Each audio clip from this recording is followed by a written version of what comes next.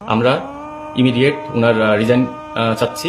উনি যদি কালকে ম্যাচের আগে, কালকে ফার্স্ট বিপিএল এর ফার্স্ট ম্যাচের আগে যদি রিজাইন না করেন, তাহলে আমরা সব ধরনের ক্রিকেট বন্ধ ঘোষণা করছি। আমাদের কোনো ব্যাখ্যা নাই, কারণ হচ্ছে এই প্রশ্নের উত্তর প্রশ্নটা তুলতেই পারবে না।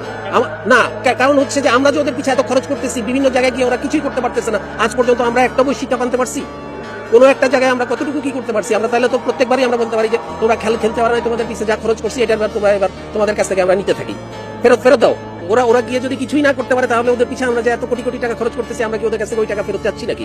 এসইউম শব্দের অর্থ জানেন? S U me. Bangladesh cricket বোর্ডের কোনো ক্ষতি হবে না, ক্রিকেটারদের ক্ষতি হবে। তার কারণ হচ্ছে যে ক্রিকেটাররা খেললে প্রতিটা খেলায় তারা এক ধরনের ম্যাচ ফি পায়। তারা এক ধরনের খেলায় যদি কেউ পার্টিসিপেট করে, যদি ম্যান অফ দ্য ম্যাচ হয় অথবা কোনো ধরনের বিশেষ যদি তাদের কোনো পারফরমেন্স থাকে, সেটার জন্য আইসিসি নিয়ম অনুযায়ী, ম্যাচের নিয়ম অনুযায়ী তারা যা পাওয়ার সেটা পাবে। ওটা হচ্ছে এক্স্যাক্টলি প্লেয়ারের পাওনা, সেটা এটার সাথে বোর্ডের কোনো সংশ্লিষ্টতা নাই। মানে বোর্ডের এখানে লাভ বা ক্ষতি কোনো কিছু নাই। বাংলাদেশ এখানে খেলুক বা না খেলুক, এখানে বোর্ডের লাভ ক্ষতির কোনো বিষয় নেই, অন্তত এই বিশ্বকাপের জন্য। ওরা গিয়ে যদি কিছুই না করতে পারে, তাহলে ওদের পিছিয়ে আমরা যে এত কোটি কোটি টাকা খরচ করতেছি, আমরা কি ওদের কাছে ওই টাকা ফেরত চাচ্ছি নাকি? চাচ্ছি? এই প্রশ্নের উত্তর দেন আমাকে।